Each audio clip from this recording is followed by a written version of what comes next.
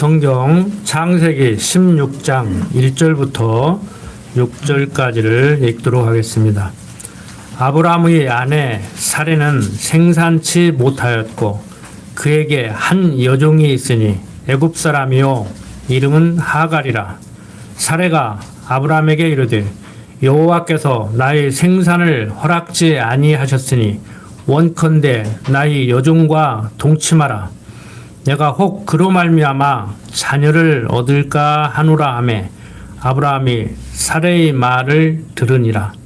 아브라함의 아내 사레가 그 여종에게 사람 하갈을 가져 그 남편 아브라함에게 첩으로 준 때는 아브라함이 가나안 땅에 거한 지 10년 후이었더라. 아브라함이 하갈과 동침하였더니 하갈이 잉태하며 그가 자기의 잉태함을 깨닫고 그 여주인을 멸시한지라. 사레가 아브라함에게 이르되 나의 받는 욕은 당신이 받아야 옳도다. 내가 나의 여종을 당신의 품에 두었거늘 그가 자기의 잉태함을 깨닫고 나를 멸시하니 당신과 나 사이에 여호와께서 판단하시기를 원하노라. 아브라함이 사레에게 이르되 그대의 여종은 그대의 수중에 있으니 그대의 눈에 좋은 대로 그에게 행하라 하매 사레가 하갈을 학대하였더니 하갈이 사레의 앞에서 도망하였더라. 자, 지난 시간에 우리는 하나님께서 아브라함에게 나타나셔서 자손을 준다고 말씀하실 때 아브라함은 이 다메섹 사람 엘리에스를 내가 지금 양자로 데려다가 기르고 있으니까 그것으로 족합니다. 무슨 아들은 아들입니까? 라고 했을 때 하나님께서는 아니라는 거예요. 내 몸에서 날 자가 내 후사가 된다고 말씀을 하시면서 하늘의 별들을 봐라. 내 후손이 저 하늘의 별들과 같이 그렇게 많게 해주겠다고 약속을 하셨고 아브라함은 하나님의 말씀을 믿었습니다. 하나님께서는 당신의 말씀을 믿는 아브라함에게 의롭다고 하셨죠. 자, 그뿐만이 아니고 하나님께서는 아브라함에게 또 땅을 준다고 말씀을 하셨습니다.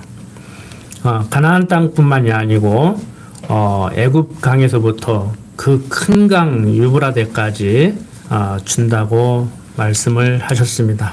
그런데 그에 앞서 또 어떤 말씀을 하셨는가 하면은 15장 12절부터 17절 보면은 하나님께서 아브라함에게 뭐라고 말씀을 하시느냐면은 내 자손이 이방에서 객이 되어 그들을 섬기겠고 그들은 400년 동안 내 자손을 괴롭게 하리니 그 섬기는 나라를 내가 칭취할지며 그 후에 내 자손이 큰 재물을 이끌고 나온다고 약속을 해 주셨습니다.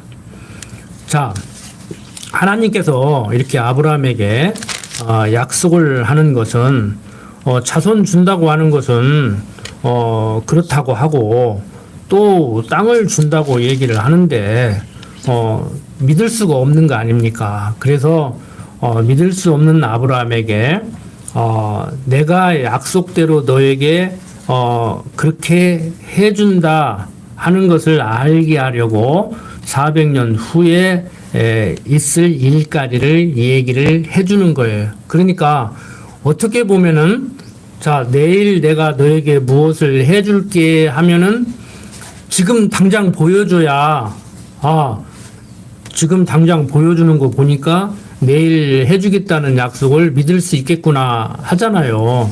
그런데 내일 해줄 것을 약속하면서 1년 후에 이런 일이 벌어지면은 어제 내가 약속대로 해준 것이 정말 내가 내 뜻대로 약속에 의해서 해준 것을 확인하게 한 방법으로 그 뒤에 있을 일을 얘기해 주는 거란 말이에요. 그러니까 우리가 일반적으로 그 생각하는 거하고는 조금 지금 다른 지금 언약을 해 주신 거죠. 그러니까 지난 시간에 성경 전체를 놓고 제가 설명을 드릴 때 그랬잖아요. 아브라함에게 언약을 하고 언약대로 이루어가는 것은 아담에게 한 언약을 둘째 아담 그리스도를 통해서 이루겠느냐 못 이루겠느냐. 내가 아브라함에게 한 언약을 이루어가는 거 보니까 아담에게 한 언약을 둘째 아담 그리스도를 통해서 이루겠지, 믿을만 하지, 이걸 보여주기 위해서 한다고 하는데, 지금 당장 오늘 배울 이 내용과 지난 시간에 배운 내용을 연결해서 보면은 너에게 자손을 주겠다, 그리고 땅을 주겠다. 그런데 그것을 너로 하여금 확신하게 하는 방법을 내가 어떻게 확인해 주게 되느냐 하면은 400년 후에 내 후손들이 이러이러한 일을 겪게 되는데, 그때 겪으면은 그때 하신 말씀이 정말 하나님이 약속을 하셨고 약속대로 이루시는 약속 성취 섭리에서 된 것이구나. 그때는 그러려니 했는데 행여나 그럴까? 그래서 우리가 그러잖아요. 말은 하나님이 하신다고 하지만 순간순간 저 자신이 내가 누군데 나나 하니까 그러면 그렇지, 오늘은 참 재수가 좋았어, 이런 소리를 한단 말이에요.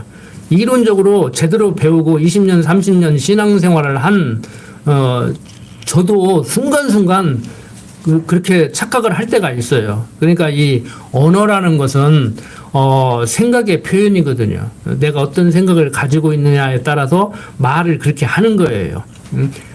내 속마음은 안 그런데 이렇게 말을 그렇게 한다 그러는데, 물론 이렇게 어떤 사람을 다루기 위해서 군대에서 지휘관이 통솔을 하기 위해서 화가 안 났는데 화난 채 하고 그렇게 버럭 소리를 지를 일이 아닌데 버럭 소리를 지르는 경우가 없잖아. 있기는 있어요. 저도 그것을 누구보다도 잘 하는 사람이에요.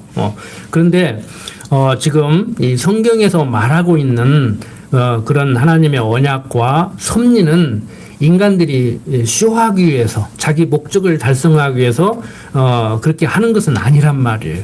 그러니까 우리가 성경을 입체적으로 봐야 된다, 종합적으로 봐야 된다 하는 얘기가 그래서 그렇게 얘기를 하는 겁니다. 여러분들이, 목사님들이 이렇게 성경을 가르치면서 입체적으로 봐야 됩니다, 조감을 해야 됩니다. 그러니까 우리가 이렇게 서서 보면은 내 눈에 보이는 것만 보이잖아요. 근데 하늘에 이렇게 새가 바라보듯이, 하늘 위에서 새가 바라보듯이 여기에 건물이 들었으면은 전체 땅 모양하고 건물 모양이 이런 조화를 이룹니다. 이 건물을 지어놓으면은 군산 시내 전체로 볼 때 이런 건물이 들 겁니다 하는 것을 보여주는 것을 조감도라고 그러잖아요. 이게 조감도가 세조자거든요. 새가 하늘에서 내려본 것 같이 본다, 그런 뜻이란 말이에요. 그러니까 우리가 세상을 바라볼 때도 그렇게 바라봐야 돼요. 내 인생을 바라볼 때도, 다른 사람의 인생을 바라볼 때도, 우리 교회의 장래 모습을 바라볼 때도 이렇게 조감을 해야 된다고. 근데 그게 잘 안 보이니까 목사님도 그 에베소서 강론하실 때 그런 말씀을 하시던데, 장님이 코끼리 만지듯이 이렇게 만지고 자기가 만져본 것만 얘기하면은 틀린 얘기는 아니죠. 코끼리 배 만진 사람은 코끼리가 이렇게 생겼더라 그러면 틀린 얘기는 아니에요. 뭐 다리 만진 사람은 이렇게 생겼더라 그러면 틀린 얘기는 아니죠. 그런데 코끼리 전체를 그려보라 하면 못 그린단 말이에요. 그래서 우리가 코끼리 전체를 한마디로 설명하는 것도 힘들어요. 그래서 교육은 말로 하는 교육이 있지만 그림으로 하는 교육도 있는 거예요. 그림 한 장 딱 보여줘 버리면, 자, 이게 코끼리요, 코끼리는 이렇게 생겼답니다 하면 말이 필요가 없잖아요. 근데 그 코끼리를 말로 설명하려고 하면 얼마나 힘드냐고. 그래서 우리가 공부는 이렇게도 하고, 뭐 저 사람한테도 배워보고, 뭐 성경을 이렇게도 한번 들여다보고 저렇게도 들여다보고 그렇게 하는 거예요. 뭐 목사님이 뭐 돈 욕심 안 부리고 성경 연구 누구보다도 많이 했고 잘 가르치고 성경을 창세기부터 계시록까지 딱 꿰뚫어보고 하니까 그냥 당연히 옳은 얘기겠지라고 생각하시지 말고, 물론 뭐 거짓말은 안 씁니다. 목사님이나 저나. 그렇지만 배우는 여러분들 입장에서 볼 때는 제가 항상 강조드리는 말씀이 그거잖아요. 응? 목사님 말만 무조건 맞다고 생각하지 말고 막 틀린 것을 찾아내기 위해서 그러라는 얘기가 아니고 조금 더 생각을 하시라고. 본인 생각도 한번 들여다보시란 말이에요. 그냥 그런가 보다 하고만 하지 말고, 그 처음에는 의심 있는 분들은 정말 그런가 하고 봤다가 정말 그렇네. 그럼 다른 목사님들은 왜 그렇게 얘기를 할까? 저 사람이 하는 얘기는 그러면 틀린 얘기인가? 아, 전혀 틀린 얘기는 아닌데, 또 이렇게 묻고 들어가면은 저분이 대답을 못 하더라. 아, 문제가 있구나. 그래서 제가 그랬잖아요. 구속사가 비성경적이고 틀린 얘기는 아니라고. 성경 전체를 얘기하지 못하는 부분적인 걸 가지고 얘기를 하니까 그러지. 그러니까 제가 예수 믿고 천국 간다고, 예수 믿어야 구원받는다고, 예수님이 내 주를 대신해서 십자가 죽었다고 그거 부인한 적 없습니다. 처녀의 몸에서 태어났습니다. 십자가에 죽었습니다. 3일 만에 다시 살아나셨습니다. 다시 오실 겁니다. 이거 부인한 적이 없단 말이에요. 그 성경이 그걸 얘기하기 위해서 써놓은 거냐? 그건 아니라는 얘기죠. 큰 어떤 얘기를 하는 가운데 지금 그 얘기를 한 건데, 그 얘기가 다인 것 같이 그 얘기를 하기 위해서 하나님이 섭리를 하고 그것을 목적으로 섭리를 한 것 같이 얘기를 하니까 그게 문제가 된다는 것이지. 그래서 여러분들이 전혀 엉뚱한 얘기하는 사람 말은 들을 필요 없지만, 틀린 얘기를 낳는다고 해서 그게 다 맞은 얘기는 아니란 말이에요. 그러니까 틀린 얘기와 완벽하지 않은 얘기와는 좀 구분을 해야 돼요. 말도 안 되는 소리 하는 것은 아예 우리들의 상대가 안 돼요. 그런데 여러분들이 볼 때 때로는 참 구분하기 힘든, 어떻게 당신은 당신 혼자만이 옳은 것 같이 그렇게 모든 사람을 다 비판하냐, 이렇게 얘기하는 사람들도 있거든요. 근데 저도 비판의 대상이 돼야 된다고 생각을 하는 거예요. 그래서 목사님들이 모여서 이제 세미나를 하자고 하는 거고. 그래서 우리 코로나 때문에 요즘 못 모이지만 우리 노예 목사님들도 뭐 2달에 한 번씩 모여서 뭐 거의 군옥교회에서 뭐 침식 제공해서 모이지만 모여서 공부하잖아요. 이 구절 한번 해석해봐라. 당신 교회에서 이 구절 어떻게 가르치냐? 그러면 내가 질문한다. 내 질문에 대답 한번 해봐라. 당신 지금 완벽하게 가르친다고 하지만 부족한 점이 있지 않느냐? 그거 고쳐라. 그렇게 가르치지 마라. 막 그리고 공격을 한단 말이에요. 우리끼리 서로. 그래서 완벽하게는 못 가르쳐도 엉터리 없는 소리는 못하게. 그래야 되잖아요. 목사님이나 저보다 공부를 더 많이 한 사람이 후임자로 오면 다행이겠지만 아무리 온다고 해도 연륜이 있는데 뭐 한 20, 30대 젊은 전도사나 목사가 오면은 솔직한 얘기로 목사님이나 저보다 잘 가르치겠습니까? 그러면 권사님이나 장로님들이 조금 부족하고 좀 표현이 좀 그러지만 엉터리 없는 소리는 아니다. 그 정도는 돼야 여기 세울 수 있잖아요. 그 분별 능력 없으면 여러분들 지금 뭐 예배당 짓고 뭐 지금 그게 문제가 아니라니까. 교회 통째 날라가 버린다니까. 그래서 여러분들이 이렇게 제가 오늘 또 이렇게 소론적으로 말씀을 드리는 것이 좀 주위에 요즘 답답한 일들이 많이 생겨요. 막 저까지 끌어가려고는 봐야는데 여러분들 끌어가는 건 아무것도 아니라니까. 저를 끌어가려고 하는데 왜? 저 끌어가면 군옥교회 통째로 올 것 같으니까. 목사님 끌어가면 군옥교회 통째로 가니까.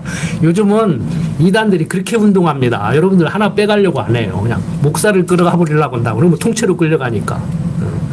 그래서 여러분들이 항상 긴장을 늦추지 말아야 돼요. 그냥 좋다만 하시지 말고 내 자녀들 안 끌려가게 항상 단속을 내야 되고, 첫 번째 내가 안 끌려가야지. 내가 힘이 있어야 내 자녀도 구하는 거 아닙니까? 내가 수영을 할 줄 알아야 물에 빠진 자녀를 구하지. 그래서 우리가 성경 공부의 중요성, 첫째는, 그 다음에 두 번째, 우리들의 그 삶의 모습은 가장 중요한 게 그거예요. 성경이 말하는 하나님을 여호와로 알고 사는 사람으로서의 삶. 그게 이제 기독교 문화라고 제가 이제 그렇게 표현을 하는데, 과거 유교 사회에서 사는 사람들은 유교 가치관으로 무장된 사람 같이 살아갔잖아요. 살아왔잖아요. 지금 솔직히 저부터도 그게 100% 물이 안 빠졌습니다. 물이 안 빠졌어요. 한국 역사가 뭐 1년 된 역사가 아니기 때문에. 그러면 이제 성경적 기독교 가치관으로 이제 그 무리를 조금씩 이제 빼는 거죠. 빠져나가죠. 우리 속에서 그 유교적인 가치관이. 그리고 이제 기독교 가치관으로 무장이 돼서 생각을 성경적 기독교 가치관으로 생각을 하다가 보면은 우리 삶이 자녀를 대하는 그런 언행이라든지 자녀를 교육하는 거라든지 뭐 똑같은 장사를 해도 기독교 가치관으로 무장된 사람이 가게에서 장사를 하는 자세와 다른 사람이 하는 자세와 다르죠. 손님을 대하는 자세가 다르고 물건을 대하는 자세가 다르고 뭐 교육도 그러고 직장 생활도 그러고 사회 생활도 그러고 이게 다 다르단 말이에요. 그래서 여러분들이 삶이 그렇게 변해야 돼요. 막 밑도 끝도 없이 나는 기독교이니까 막 이렇게 살아야지 이게 아니고 점점 이제 젖어 들어가는 것이죠. 이제 가랑비에 옷 젖듯이 점점 젖어 들어가면은 사람들이 저 사람들은 저렇게 사는구나. 무엇이 저 사람들을 저렇게 살아가게 만드는가. 이게 궁금점이 생겨야 전도가 되는 거예요. 사실 전도는 그렇게 해야 된다고 저는 개인적으로 생각하는 사람이에요. 막 밑도 끝도 없이 성경책 펴들고 막 예수 믿어 안 믿으면 당신 지옥이야. 성경 여기 봐봐. 예수 믿어야 천국 간다겠어. 막 이러지 말고 그렇게 하는 방법도 있지만 그렇게 해도 돼요. 그렇게 하고 싶은 분은 그렇게 하는데 삶 속에서 저 사람 닮고 싶다.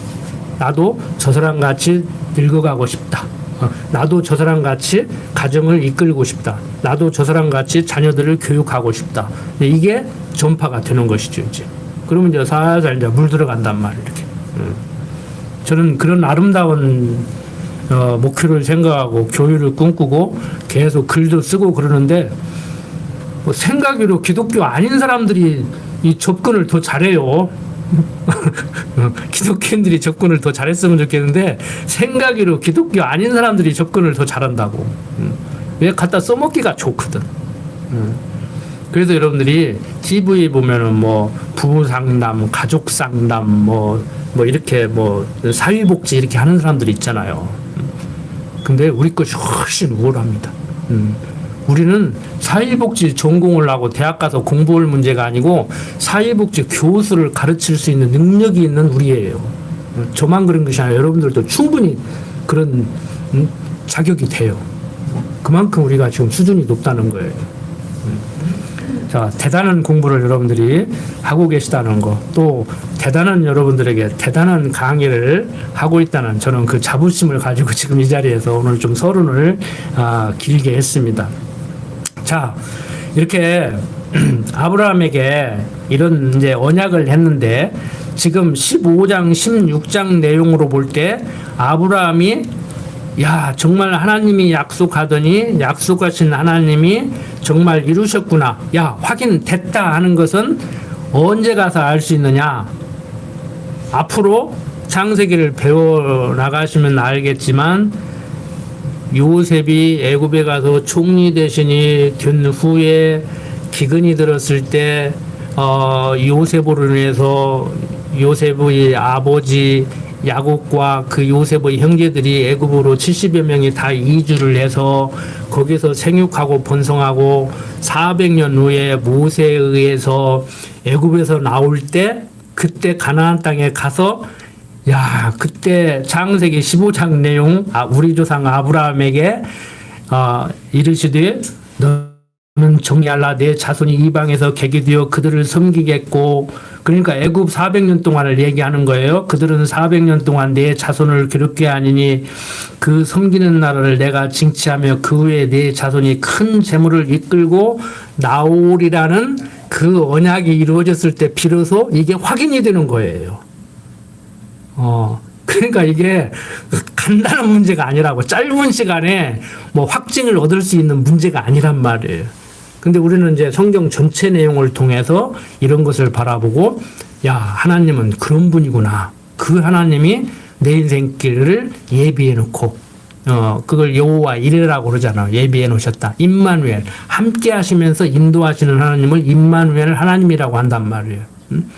그러니까 내 인생길 예비해 놓고 하나님이 인도하고 계시는구나. 그러면 불안하고 근심 걱정하고 초조하지 않고 그러잖아요.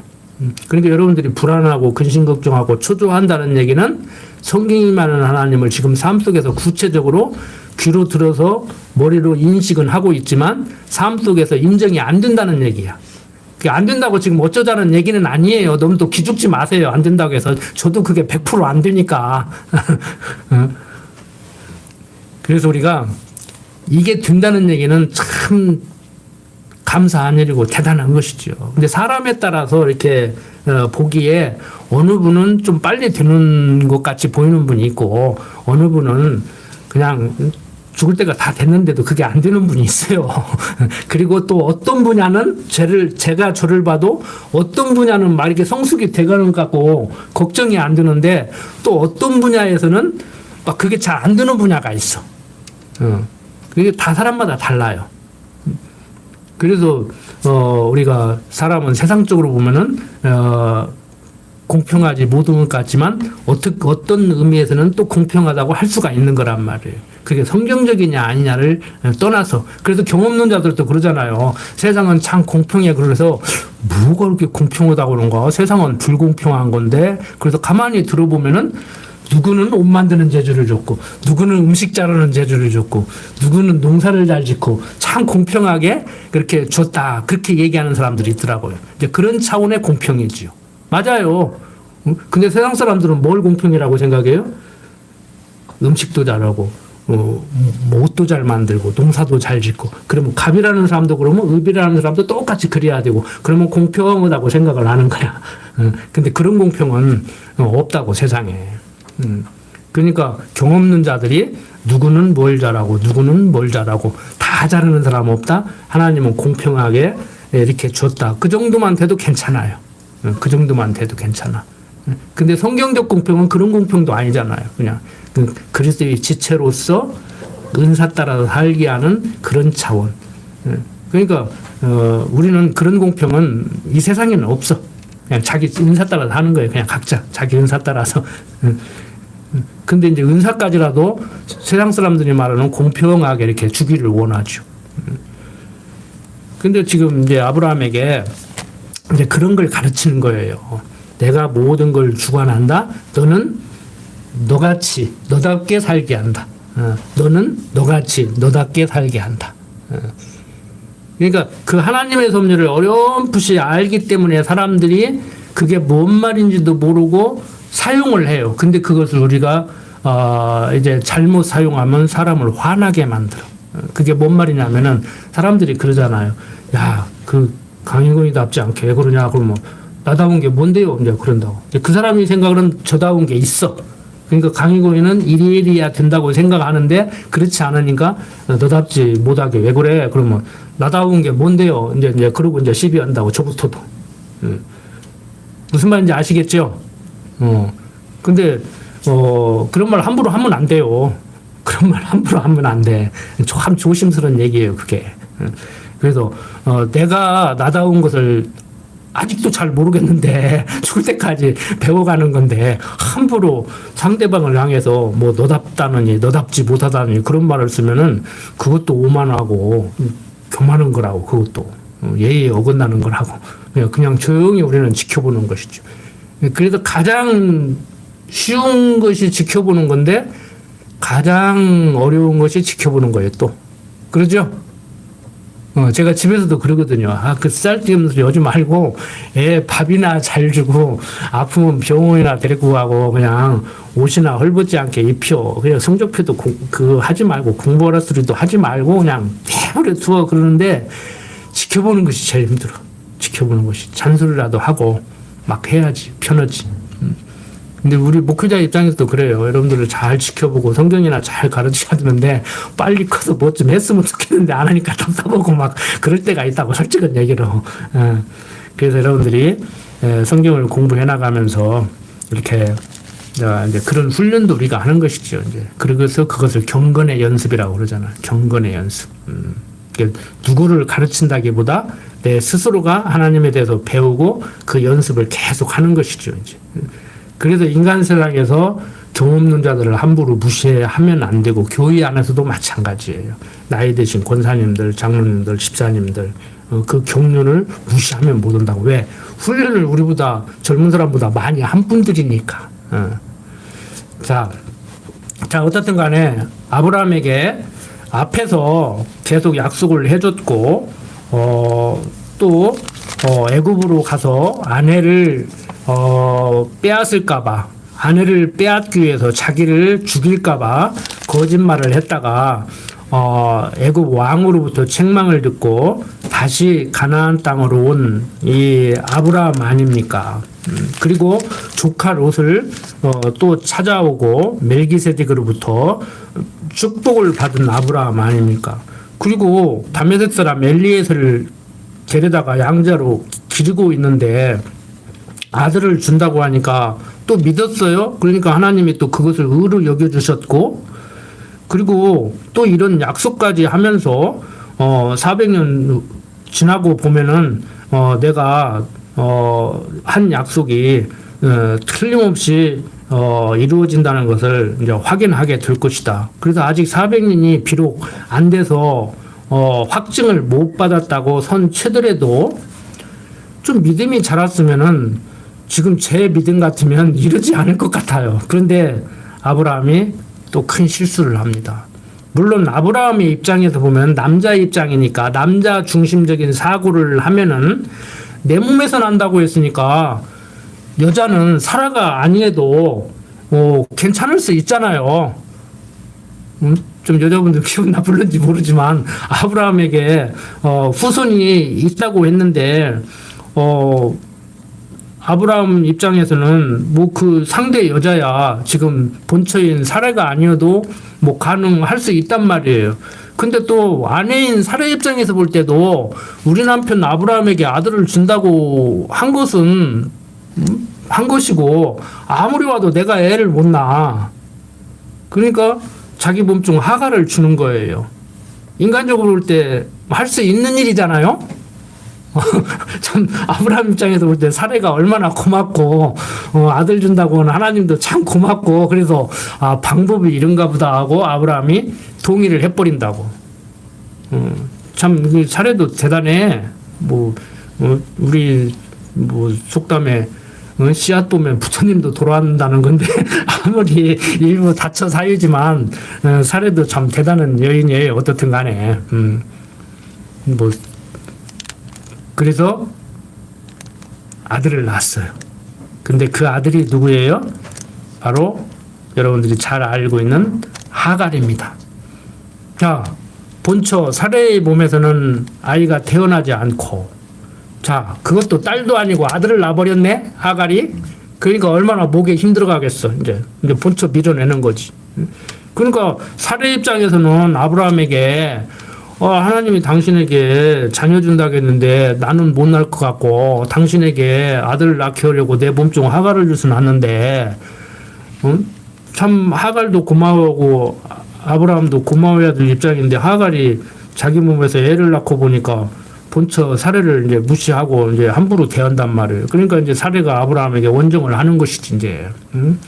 저거 내 몸중에 있던 사례가 애를 낳더니 나를 이제 함부로 하고 그런다. 그러니까 아브라함도 또 대단한 본처 사랑의 남편인 것 같아요. 그래? 당신 몸종 아니냐? 당신 마음대로 해라.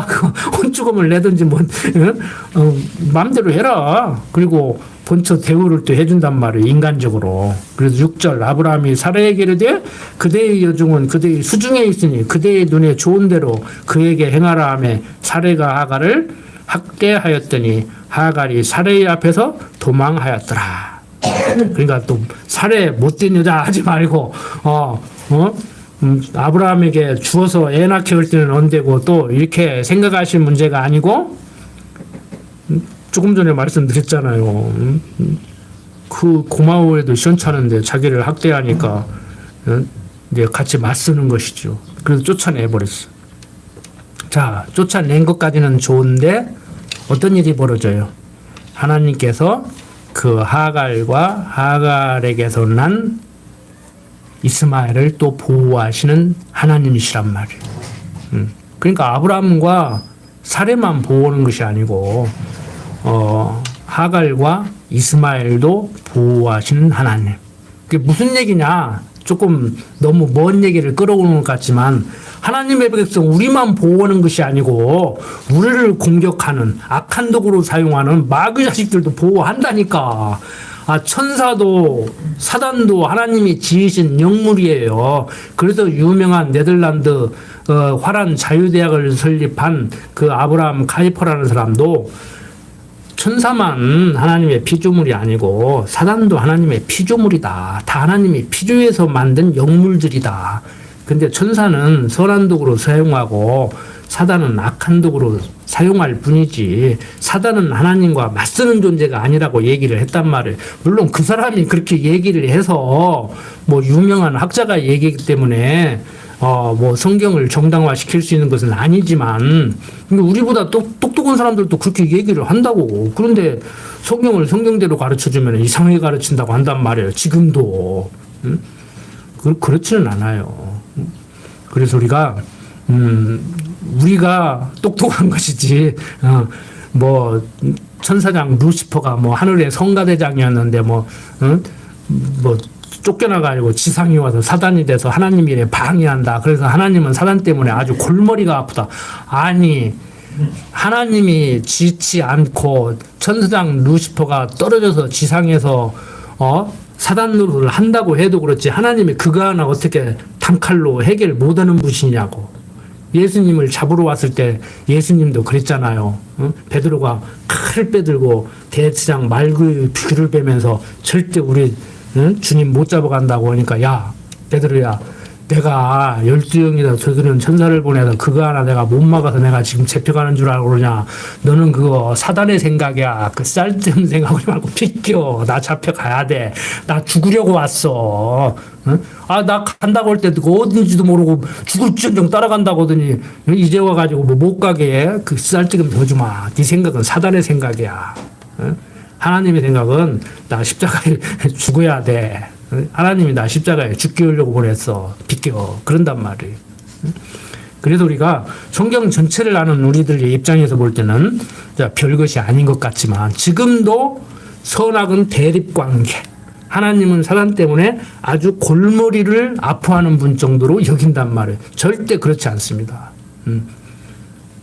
다행인 것은 감사한 일은 우리를 악한 도구로 사용하지 않고 선한 도구로 사용한다는 것이죠. 참 감사한 일이에요. 자, 사례 앞에서 하갈은 도망을 했고 하나님께서는 이제 여주인 사례를 피해서 도망한 하갈을 보호하십니다. 자, 7절부터 제가 조금 빨리 읽겠습니다. 여호와의 사자가 광야의 샘 곁 곧 술길 샘물 곁에서 그를 만나 가라되 사례의 여종 하갈아 내가 어디서 왔으며 어디로 가느냐. 그가 가라되 나는 나의 여주인 사례를 피하여 도망하나이다. 여호와의 사자가 그에게 이르되 내 여주인에게로 돌아가서 그 수하에 복종하라. 여호와의 사자가 또 그에게 이르되 내가 내 자손으로 크게 번성하여 그 수가 많아 셀 수 없게 하리라. 여호와의 사자가 또 그에게 이르되 내가 잉태하였은즉 아들을 낳으리니 그 이름을 이스마엘이라 하라. 이는 여호와께서 내 고통을 들으셨음이니라. 그가 사람 중에 들나귀같이 되리니 그 손이 모든 사람을 치겠고 모든 사람의 손이 그를 칠지며 그가 모든 형제의 동방에서 살리라 하니라. 하갈이 자기에게 이르신 여호와의 이름을 감찰하시는 하나님이라 하였으니 이는 내가 어떻게 여기서 나를 감찰하시는 하나님을 비웠는고 함이라. 이러므로 그 샘을 브엘라헤 로이라 불렀으며 그것이 가데스와 베레 사이에 있더라. 오늘날도 지금 이 말씀 한 바와 같이 그러는 거예요. 이스마엘의 후손인 아랍 사람들, 아랍 사람들 전체가 이스마엘의 후손인 것은 아니지만 이삭의 후손인 유대인들과 이스마엘의 후손인 아랍 사람들이 지금도 지금 이런 모습을 보이고 있잖아요. 그래서 들나귀 같이 된다는 거예요. 그 손이 모든 사람을 치겠고. 그러니까 아랍 사람들이 다른 사람들을 치고 다른 사람들이 아랍 사람들을 치고 지금도 그 일이 벌어지고 있는 거예요. 그러니까 성경을 근거로 지금 중동 사태를 바라보지 않으면은요 제대로 바라볼 수가 없어요. 납득이 안 돼. 인간적으로 보면 누가 나쁜 사람들이에요? 이스라엘 사람들이 나쁜 사람들이에요. 지금 가자 지구 보세요. 팔레스타인들 거기다가 장막 치고 좁은 데다가 가둬놓고 거기서 나오지도 못하게 하고 그러니까 그 사람들이 땅굴 파가지고 바깥으로 들락거리면서 물건 사나르고 막 지금 그러고 있잖아요. 그 뭐 여차하면 막 우리 광주 5.18 지나보듯이 막 몽둥이로 패는 정도가 아니고 그냥 폭탄 쏴서 그냥 사람들 죽이고 막 그 짓들을 하고 산단 말이에요. 그래서 우리가 참 성경에 근거하지 않은 세상적인 안목으로 바라보면은 도저히 이해할 수 없는 일들이 지금도 벌어집니다. 자, 갈라디아서 4장에 보면은 바울은 갈라디아 교회에 보낸 편지를 이 창세기를 근거로 얘기하고 있는데 한번 뭐라고 얘기하는가 한번 봅시다. 갈라디아서 4장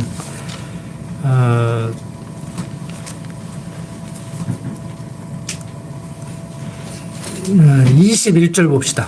갈라디아서 4장 21절부터 보면은 내게 말하라 율법 아래 있고자 하는 자들아 율법을 듣지 못하였느냐 기록된 바 아브라함이 두 아들이 있으니 하나는 계집 종에게서 하나는 자유하는 여자에게서 낳다 하였으나 그러니까 지금 계집 종에게서 이스마엘은 태어났는데 아직 자유하는 여자 사라에게서 이삭은 태어나지 않았어요. 지금 창세기 우리 공부하는 지금 내용으로 볼 때는. 그런데 갈라디아서 기자는 이제 이스마엘과 이삭, 하갈과 사라를 비교해서 설명을 하는데 계집종에게서는 육체를 따라 낳고 자유하는 여자에게서는 약속으로 말미암았느니라. 그러니까 육체를 따라 낳았다는 얘기는 인간적인 방법으로 이스마엘 태어나게 했다는 얘기예요. 하나님의 약속을 믿지 못하고 자기식으로 해결했다는 얘기죠. 이것은 비유라는 거예요. 이 여자들은 두 언약이라 하나는 신의 산으로부터 종을 낳은 자니 곧 하가라. 이 하가는 아라비아에 있는 신의 산으로 지금 있는 예루살렘과 같은 데니 저가 그 자녀들로 더불어 종노릇하고 오직 위에 있는 예루살렘은 자유자니 곧 우리 어머니라. 기록된 바 잉태치 못한 자여 즐거워하라. 구르치 못한 자여 소리질러 유치라. 이는 홀로 사는 자의 자녀가 남편 있는 자의 자녀보다 많음이라 하였으니 형제들아 너희는 이삭과 같이 약속의 자녀라. 그러나 그때 육체를 따라 난 자가 성령을 따라 난 자를 핍박한 것 같이 이제도 그러하도다. 그러나 성경이 무엇을 말하느냐? 계집종과 그 아들을 내어 쫓으라. 계집종의 아들이 자유하는 여자의 아들로 더불어 유업을 얻지 못하리라 하였느니라. 그런즉 형제들아 우리는 계집종의 자녀가 아니요 자유하는 여자의 자녀라고 이렇게 율법과 복음을 설명하면서 이 창세기 16장 내용을 인용하고 있단 말이에요. 그러니까 여기서 지금 다 설명할 수는 없고 이제 앞으로 예고편을 살짝 제가 이제 보여드린 겁니다. 그래서 뭐 예배도 끝나고 이제 목사님이 이제 무엇을 강론할지 모르지만 이제 수요일 날 저녁에 좀 집중적으로 그 부분을 이제 배우도록 하시고 자 어떻든 간에 하나님께서 아브라함에게 언약하셨고 그 언약을 따르지 않고 인간적인 방법으로 낳은 사레와 이스마엘이 쫓겨났지만 그도 보호를 하시고 보호하시는 가운데 말씀하신 대로 지금까지도 2022년도 지금까지도 이러한 모습을 보이고 살아가고 있는 하나님 살아서 역사하시는 거 아니에요 지금? 응? 성경이 거짓이에요? 역사 속에서 지금 확증이 되고 있는데 우리들의 인생길 지금 보호하고 계시잖아요 지금. 응? 저도 누구 못지않게 하나님의 신유은사를 믿고 하나님의 강권적인 사랑을 믿고 하나님의 섭리가 아니면은 이렇게라도 생명부지 못하고 이미 저 세상 갔다고 생각하는 사람 중에 하나란 말이에요. 제가 뭐 기복신앙은 아니지만 기복신앙을 비판하고 무속적이고 신비주의적이고 인본주의적인 신앙을 비판하는 사람이지만 저도 개인적으로 누구 못지않게 청교도적인 삶을 가정에 어떤 그 삶의 어떤 방법으로 지향을 하고 있는 사람 중에 하나고, 그 다음에 누구보다도 도덕적인 사람이어야 된다고 생각하고, 인간관계 서로 배려를 하고, 당장 1시간 후에라도 내가 사고로 죽을 수 있기 때문에 빨리 원한진 거 있으면 풀고, 화나는 거 있으면 빨리 사과하고 그렇게 살아야 된다는 사람 중에 하나란 말이에요. 아주 인간적이고, 인간적인 것은 인본주의적이라는 얘기인데 세상 사람들이 말하는 인본주의적은 아니지만 인간의 부족한 모습을 깨닫고 진솔하게 살아가기를 원하고, 건전하게 건강하게 품위 있고 좀 교양 있게 살아가기를 원하고, 무속적이고 신비주의적인 것은 아니지만 하나님의 그 표적과 기적을 지금도 기적이 일어날 수 있다는 것을 믿고 지금도 하나님의 그 기적 같은 섭리 가운데 제가 이만큼이라도 지금 지탱하고 살아간다는 것을 인정하고 사는 사람 중에 하나란 말이에요. 여러분들도 저보다 더하면 더했지 덜 하시지는 않을 거란 말이에요. 그러니까 이만만한 게 하나님의 은혜라는 생각을 갖고 살면은 건강하고 돈이 아무리 없어도 행복감을 느낄 것이고 하나님께 감사할 것이고, 항상 불평불만하고 살면은 아무리 돈을 많이 줘도 항상 궁핍하고 쪼달리고 불평불만하고 살아갈 거란 말이에요. 돈 많고 불평불만하고 살아갈 겁니까? 돈 없이 행복하게 감사하는 마음으로 살아갈 겁니까? 건강하고 불평불만하게 살아갈 겁니까? 아니면 건강하지 못하고 감사한 마음으로 살아갈 겁니까? 둘 중에 하나고 하면은 뭐 여기 계신 분들이야 보나마나 답은 뻔한데, 어떤 사람들 말대로 뭐 그 좋은 표현은 아니지만 이왕이면 다홍치만 하고 돈도 많이 주고 건강도 좋고 그러면 더 감사할 것 같죠? 자기 속는 거예요, 그거. 저도 해보니까 그거 자기가 자기를 속이고 있는 거더라고. 오죽어야 성경에서 너무 부해서 하나님을 잊어버리고 향락에 빠지지 않게 하고 너무 가난해가지고 사람들로부터 멸시천대당하고 하나님 안 계신 것 같다고 나를 버린 것 같다고 원망하지 않게 살아가게 해달라고 적절하게 해달라고 하겠어요.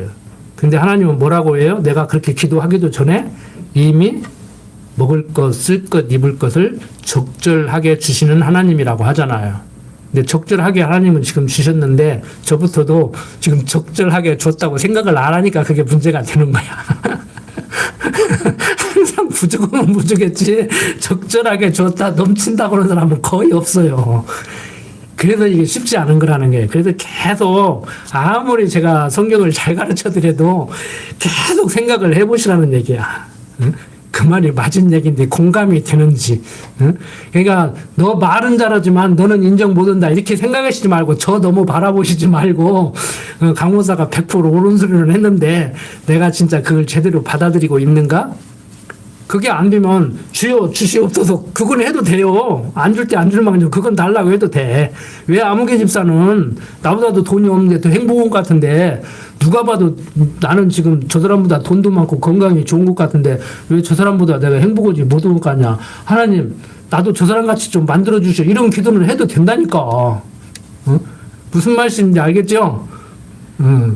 저도 처음에는 그런 기도도 하지 말라고 했는데 그건 해도 되겠더라고. 그건 해도 되겠더라고. 공부를 더 해보니까. 자, 여러분들 너무 어떤 틀에 갇혀서 너무 잘 가르쳐 드리다가 보니까 그냥 노트 필기를 꼼꼼하게 해가지고 수학 공식 풀듯이 그렇게 살 필요는 없어요. 자, 어쨌든 간에 보호하시는 하나님.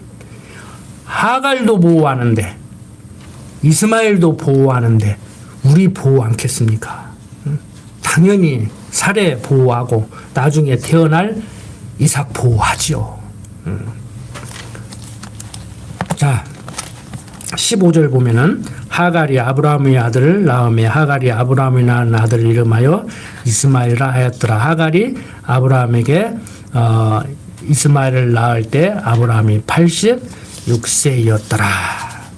자, 이제 17장 넘어가 보면은 이제 아브라함의 9세 때 여호와께서 아브라함에게 나타나서 그에게 이르시되 나는 전능한 하나님이라 너는 내 앞에서 행하여 완전하라.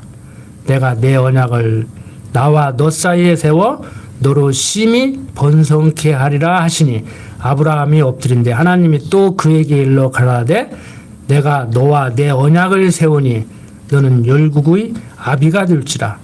이제 후로는 내 이름을 아브라함이라 하지 아니하고 아브라함이라 하리니 이는 내가 너로 열국의 아비가 되게 하리라. 내가 너로 심히 번성케 하리니 나라들이 내게로 쫓아 일어나며 여호왕이 내게로 쫓아나리라.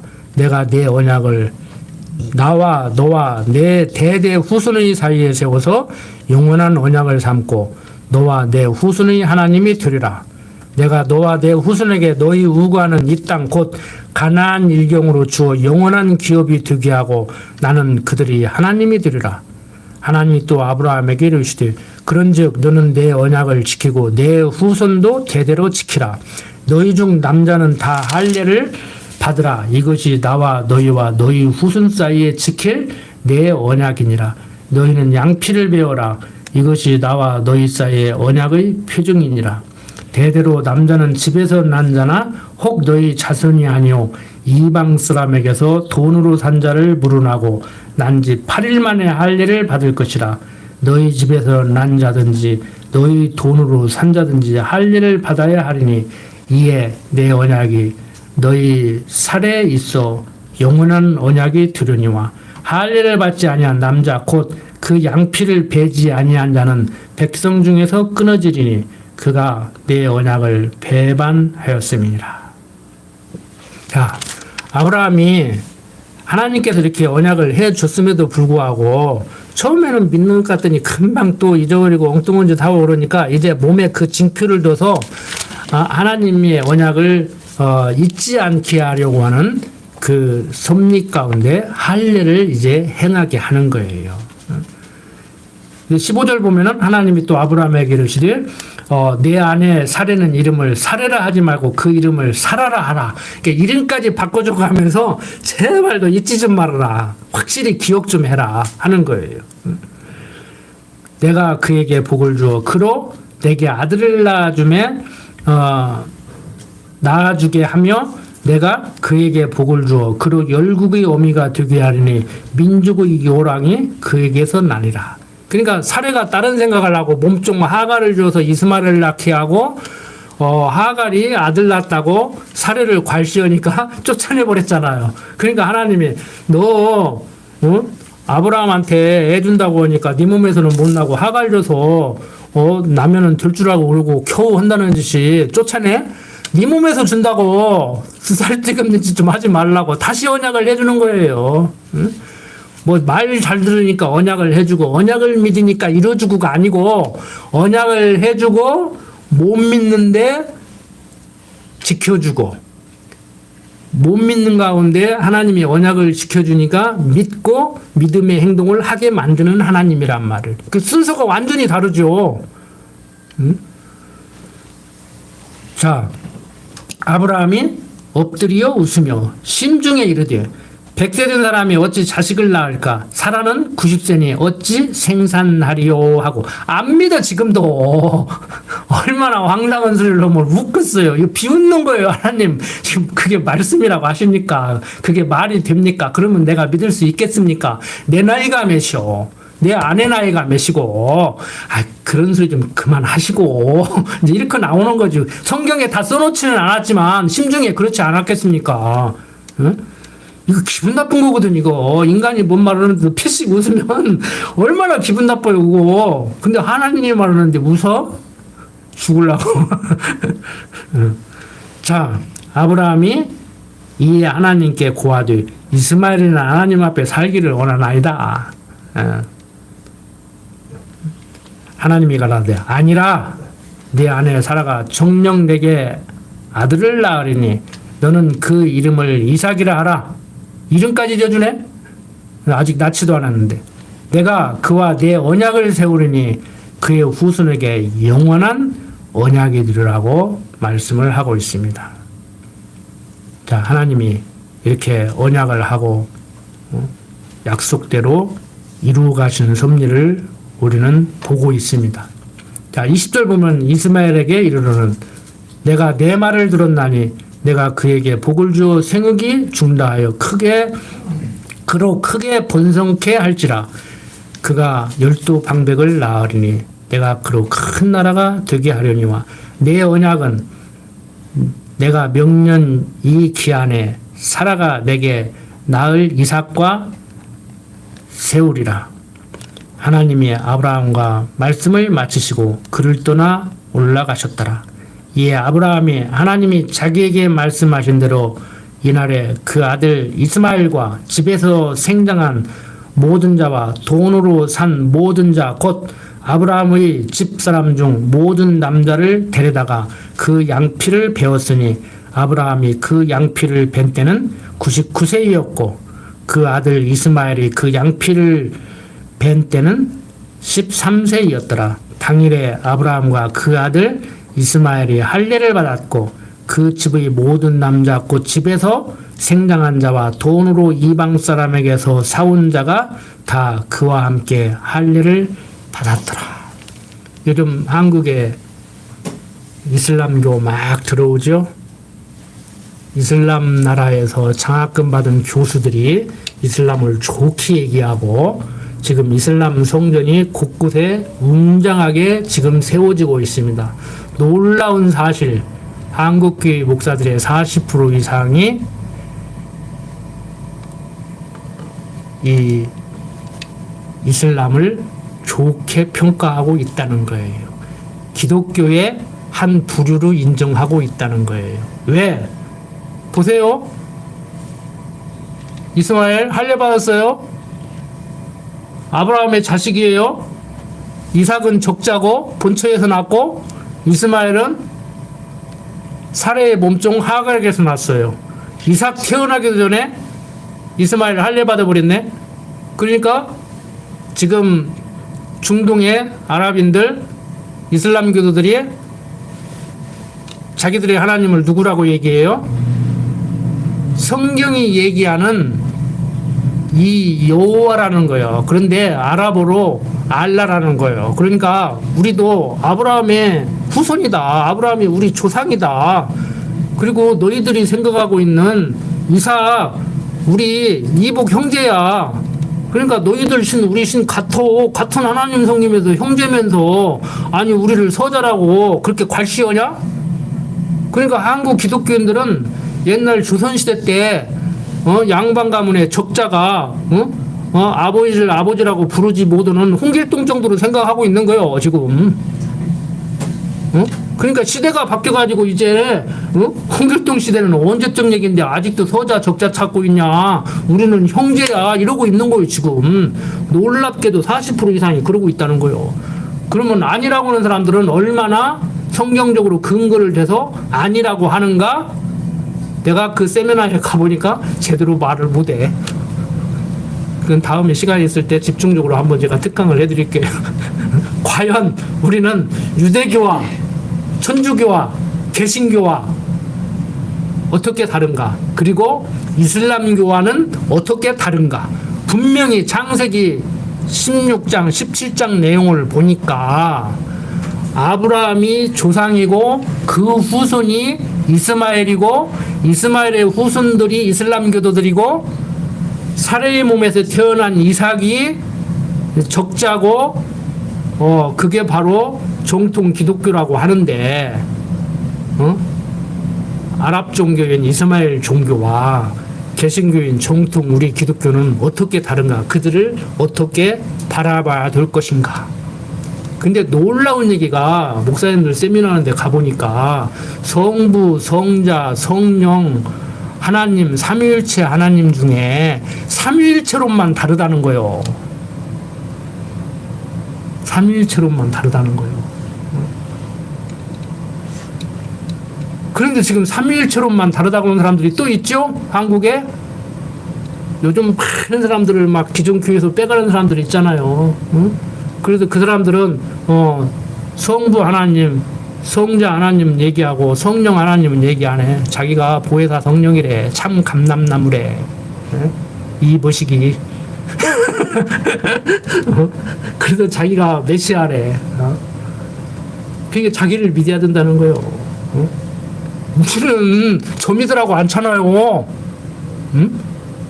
예수를 그리스도로 믿으라고 우리는 가르치잖아요. 하나님을 여호와라고 가르치잖아요. 그런데 그 사람은 내가 메시아라고 가르친다고. 자기가 메시아라고 가르친다고. 여기에 속지 마시라니까.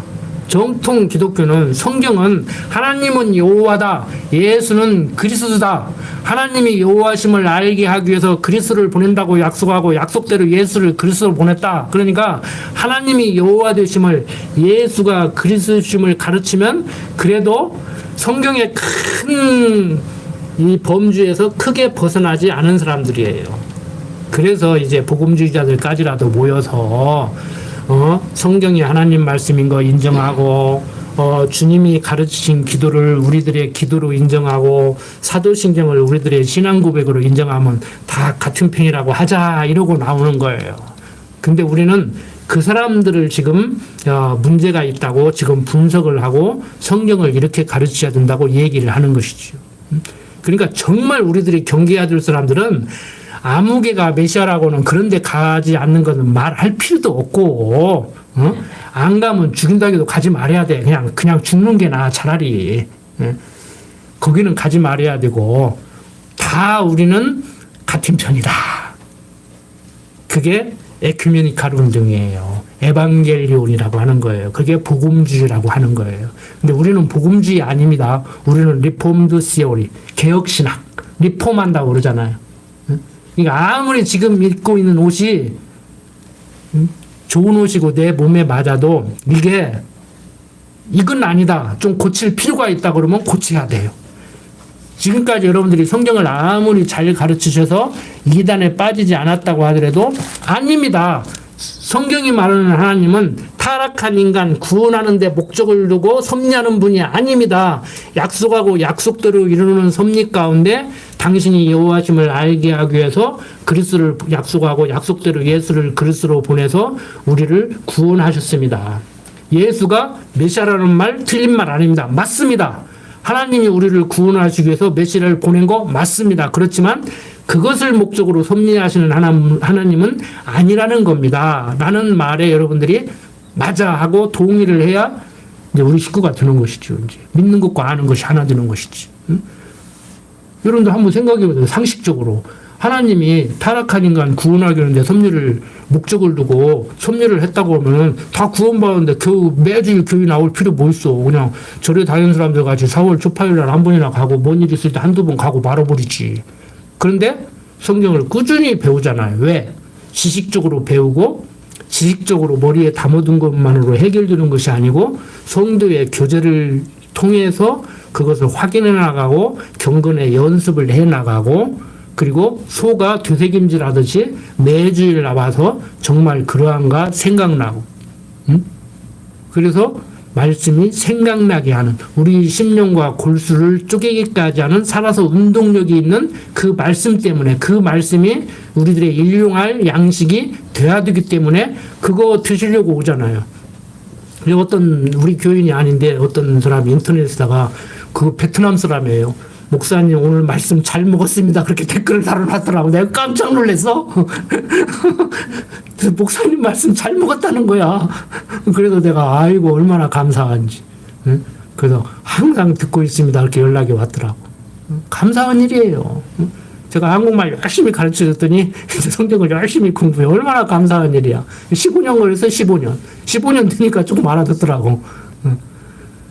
여러분들 한국말 다 하실 줄 알잖아요. 20년, 30년 배웠잖아요. 얼마나 감사해요, 지금.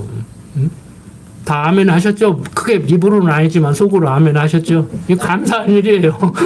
우리 오늘 안 나왔지만 우리 김마희 씨들 지금 한 5년 됐으니까 한 10년 있으면 이제 아멘 할 거야. 한국으로 시집 와서 강 목사, 우리 박 목사님 만난 거 참 감사합니다 할 거야 이제. 바로 그거예요, 그거. 기도드립시다. 아버지 하나님, 하나님을 여호와로 알게 하시니 감사합니다.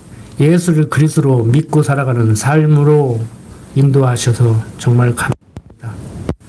많은 사람들 예수를 믿는다고 하지만 오랫동안 교회에 출석하고 신앙생활을 하지만 하나님을 잘 모르기 때문에 예수가 그리스도임을 확신하지 못하고 살기 때문에 기복신앙으로, 무속신앙으로, 신비주의 신앙으로, 인본주의 신앙으로 빠져드는 경우가 허다합니다. 정통교단이라고 하는 교회를 헤매다가 이단으로 끌려가기도 합니다. 그들과 같이 우리 하나님께서 그냥 놓아두시지 않고 강한 팔로 붙들어서 인도하시니 그저 감사할 뿐입니다. 육신의 장막 벗는 그날까지 바른 신앙생활 하다가 영원한 나라, 하나님 나라에 갈 수 있도록 하나님 강한 팔로 붙들어 주시옵소서. 부족한 종 예수님 이름으로 기도드립니다. 아멘.